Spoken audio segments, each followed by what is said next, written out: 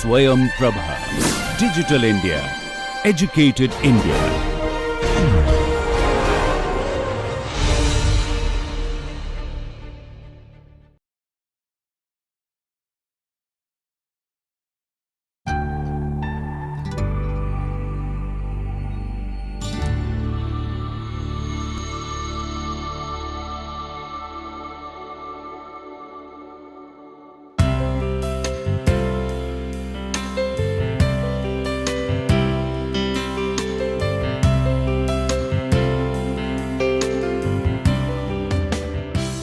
Welcome to the course, Culturally Responsive Built Environments. Today we are going to discuss about cultural heritage and how it is reassembled, especially with the case of Kiruna, the moving mining town. So this lecture actually comes from my understanding while I was working in Sweden in Luleå University of Technology, and especially some of my colleagues, Professor Christina Nilsson and Jenny Soholm, Jenny Soholm was doing doctoral research at that time. And this is a very recent work, and which is an ongoing work. So I'm just presenting this, what happens when a town moves and what are the cultural complexities, especially the planning officials and the agencies do face. So I'll have a brief discussion on these kind of challenges. So this is a town near Arctic Circle, almost when you cross the polar circle in Sweden, and very near to the Norwegian side as well, but it is located in the northern end of the Sweden. And what you see here is the mining town. It's actually a hardly 100 to 150-year-old town. What you see here is the iron ore mine, and Sweden is known for its rich economy based on its mining activities.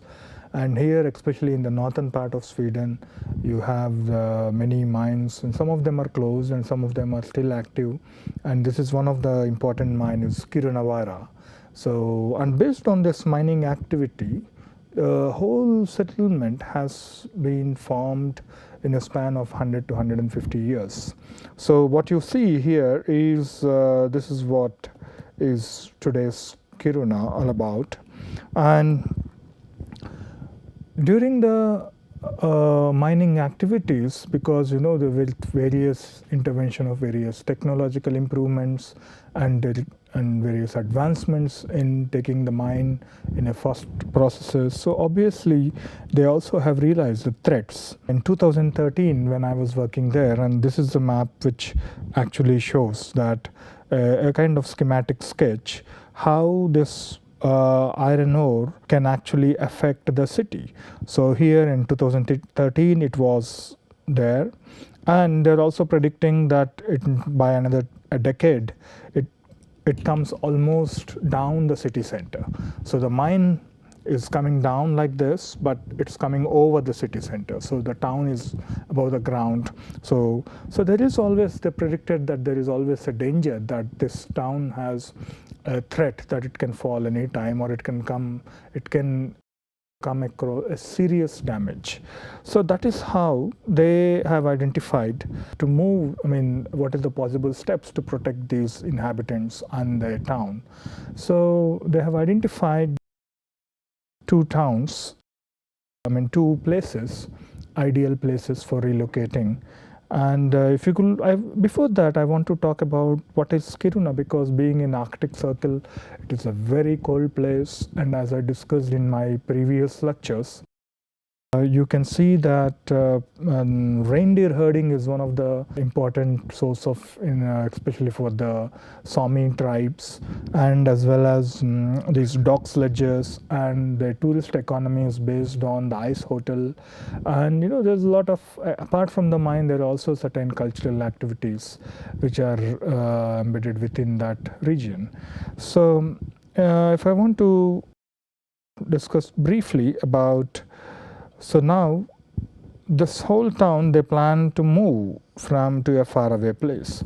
So the immediate question which one will get is where to move, how far we can move.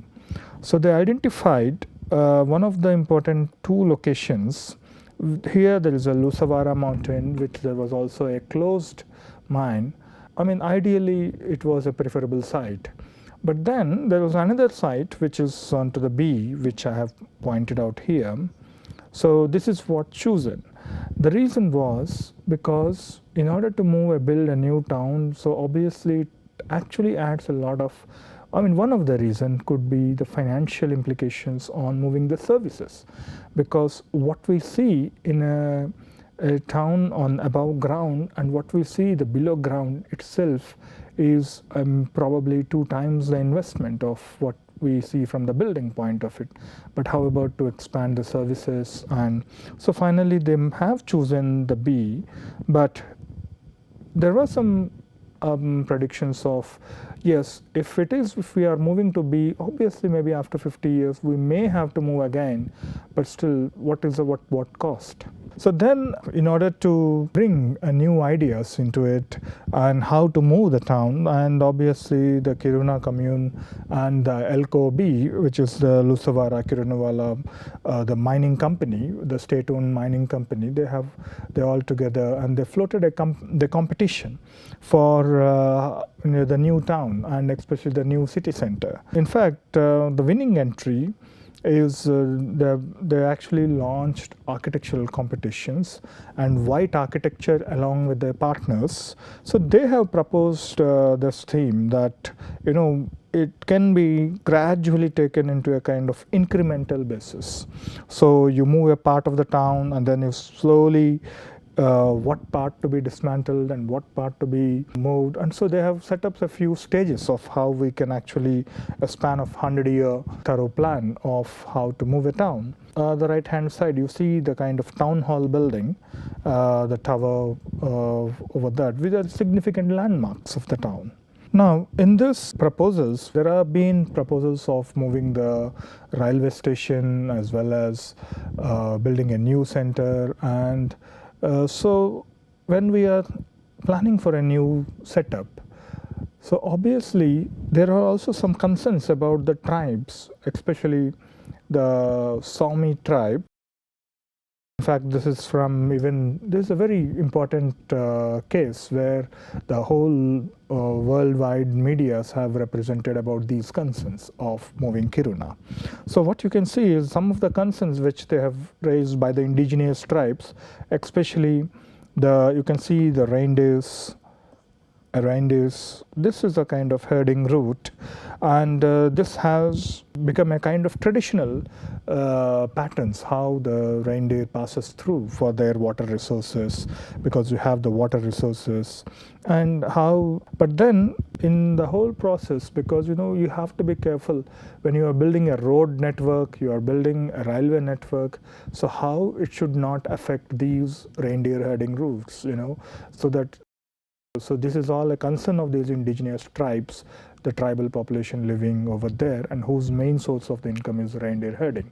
And it also have an impact on the ecological aspects, natural, how it cannot disturb the water futures. So in that way, the whole competition started looking at a kind of compact planning and with a high density.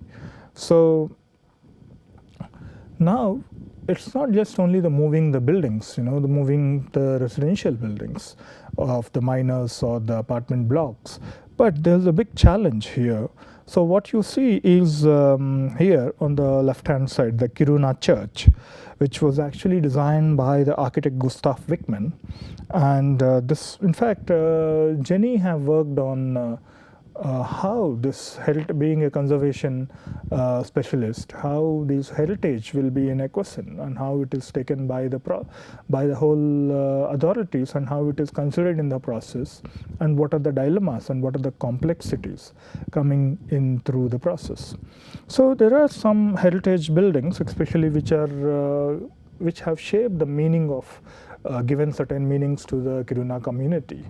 In fact, the church, which is, it's not very old, but it's still inaugurated in 1912, which is hardly 100-year-old church, but still the kind of structure, it's all made with a huge wooden shingles, and it's one of the listed buildings. And the town hall, which is again between 1950, it's not very old or ancient, but it's still the 1962. It is again designed by architect Arthur von Camelency. And this was, again, there's a clock tower. What you can see is the clock tower here, which was designed by artist Bror Marklund. So this town hall was awarded the Kasper Salin Prize by the Swedish Association of Architects. This building was listed in 2001 and delisted in 2004. I'll tell you how this whole, in 14 years of time, how the listing and delisting process have happened, what are the stories behind it. So the important question was, what happens when we move a town? What happens to these heritage listed buildings which people had associations with? How their religious association with, how their social and cultural associationship with the town hall building, and how their memory, So if you look at on the right hand side, you can see that there are two things. One is the Kiruna commune, which is responsible for the administrative aspect of the town.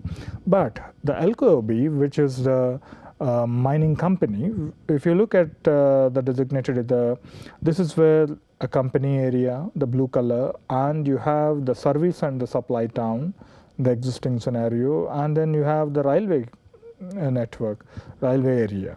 So basically, this is how different zones. So what Jenny have done is, she started collecting various of archives, and she arranged everything, what kind of documents are talking about this heritage.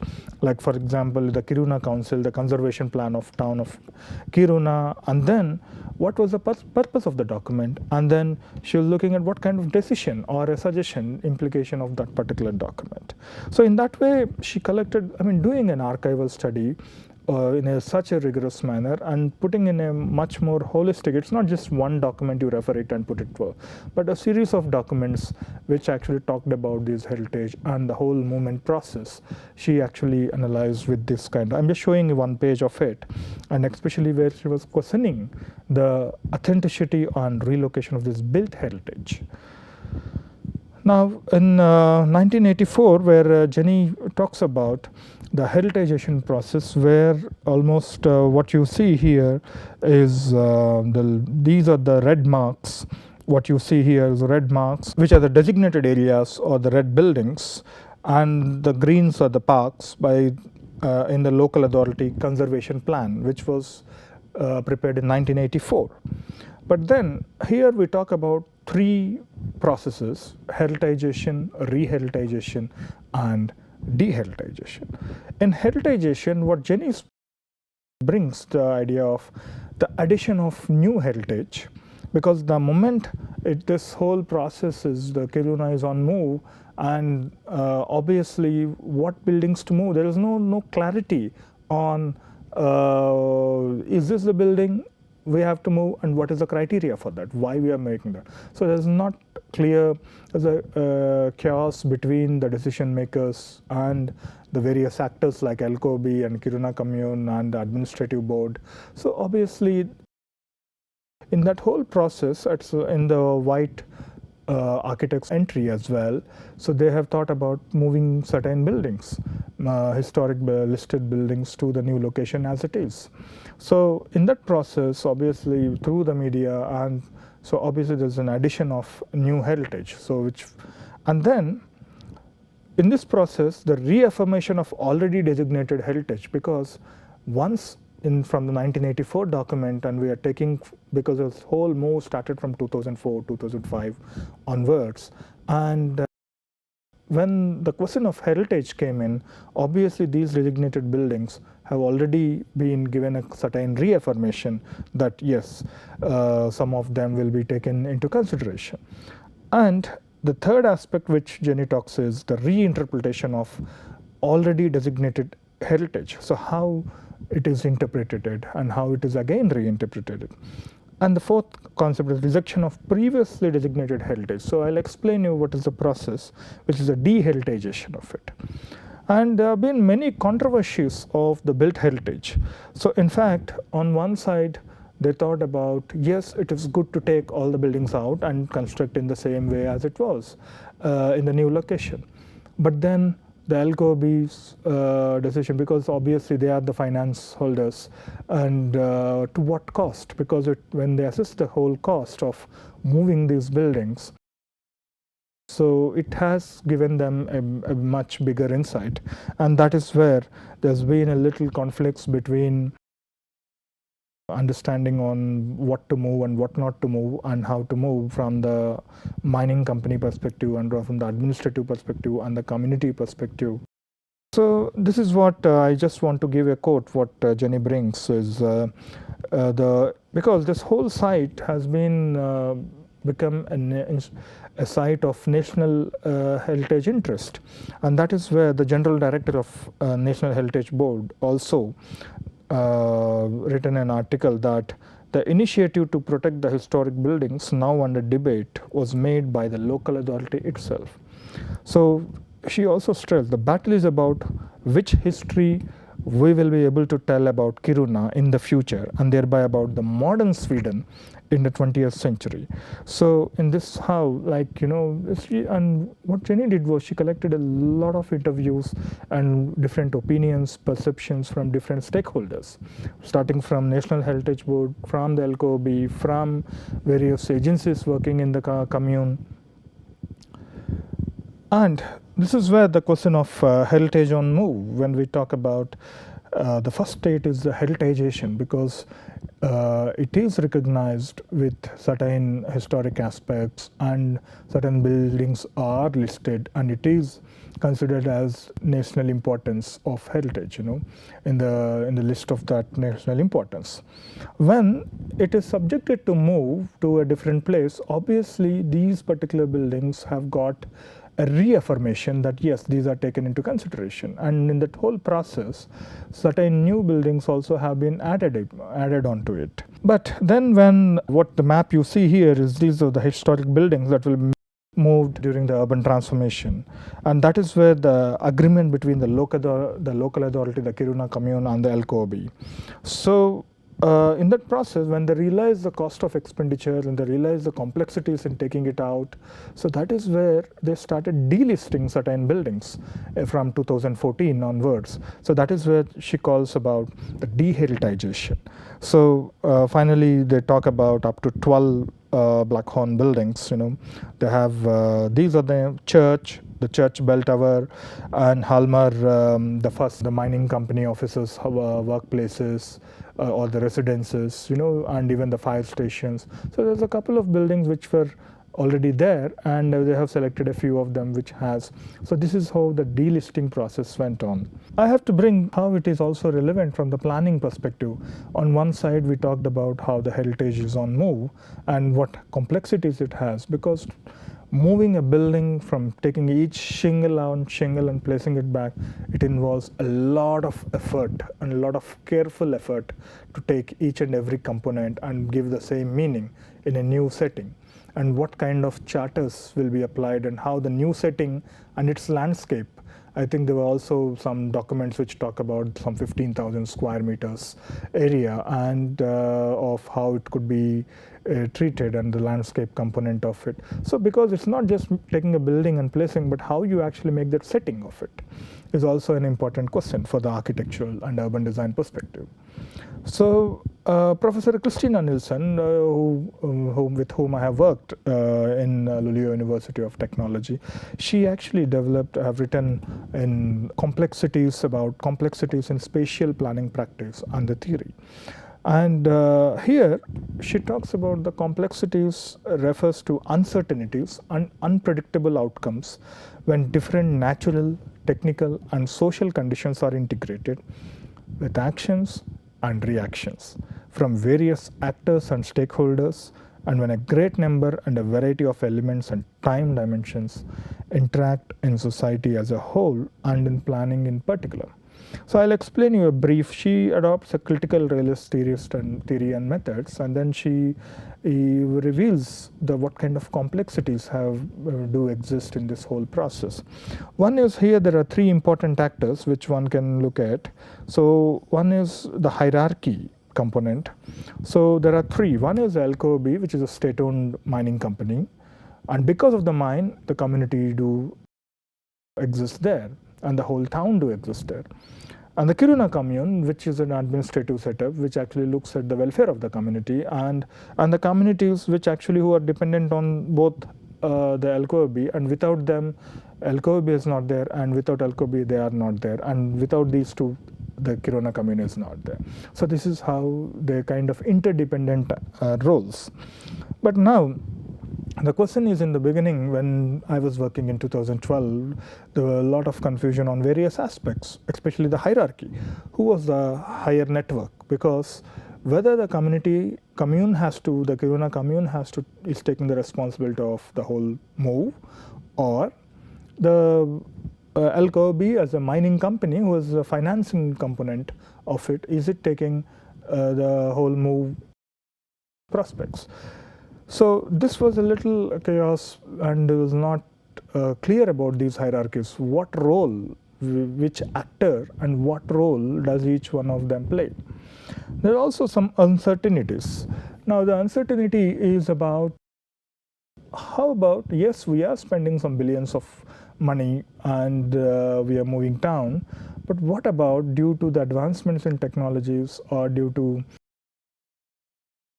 if the mining activity is completed maybe in the next 10 years. So what happens to the town later?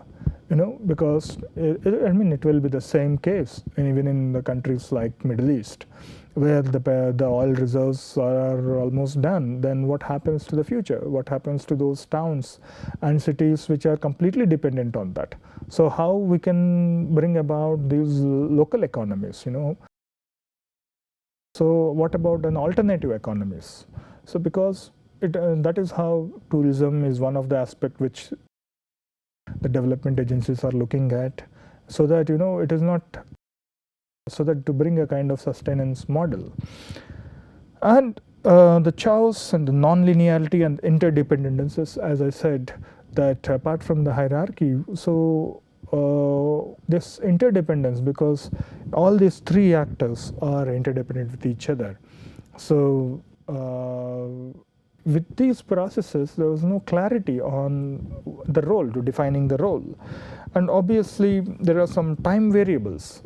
So, and when we talk about this, of course, there was an actor network perspective, which she talked about how, again, this all talks about how these roles and their networks are understood, and how the self-organization processes. The last one she talks about is the kind of time variable. Right now, we are talking about a 100-year master plan, and maybe from 2019 they want to set up all these things. But what are the various difficulties because certain decisions are not having any clarity, and certain decisions are in a debate, especially when the heritage came into the picture. And what you see in the reality is, because there are many ideas how to move the city, but on what idea and what is the kind of criteria one should take up further, and what happens, what about because there is also the financial backup and into it, the financial support, and how it has to go with these kind of timelines, and the fear, which is again linked with these kind of uncertainties. What happens if the mine is digged out in a quicker phase? So then it is definitely a waste of money of moving the whole town. Then it's how it will have an impact. So there's a lot of challenges the planning authority, and this is how they have to deal with the communities, what are their interests, and identify that, because we have to put all these actors together. That itself becomes all the three actors coming into the same platform itself is a bigger task. In this whole process, what we have discussed is how, because it's adopting to the new Kiruna, which is from 2013 to 2015, where you can see that people are able to come to certain decisions and things are moving on right now, though there are some complexities and a lot of debate are going on, and especially with these heritage component where the cost is involved, it has taken a new shape. What we are looking at is how the heritage is actually being discussed in three forms. One is the heritization process, and the second one is the reheritization process, and the third one is the deheritization process. And what are the aspects that has influenced these heritage outcomes or discussions?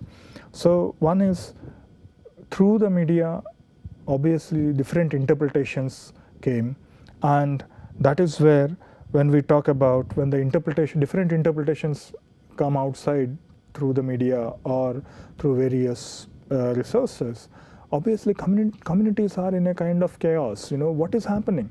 Who is taking care of it? So that communication for the development of moving this is what we call it as a risk communication. So how we actually communicate the potential of the risk and what are the opportunities of moving a town and what are the possibilities. So that transparency, bringing the transparency in an orderly manner is almost very difficult. But still, what we should appreciate and what we should learn from the Kiruna case is compared to the South American cases where some of the Chinese have completely taken away the copper mines. So in those kind of relocations in South American context, what they did was they just gave the money and resettled them, just asked them to get out of this place, and then they want to take the whole mine out. So it is much more a business model. But here you can see a kind of a human concerns on how they are able to integrate communities and they are able to develop some discussions, a lot of workshops and a lot of engagements which is happening within the civic engagement. This is not just a political thing, and obviously there are a lot of court cases. People had raised the summons and appealed against certain decisions, and the Kiruna communes decisions were also appealed, and the LKOB decisions were also appealed. So in this whole process, there was a little component of the democratic values, but it is also taking some time, and there are different complexities within it. So I think what we have to learn from Kiruna is, or even in future, any movement of any town, it is not just moving a town as it is, cutting and pasting, like what we do in a computer, but it has to do, we have to really thoroughly involve and engage the community in understanding the hidden meanings and also look at the financial and the operational aspects into it. Thank you very much.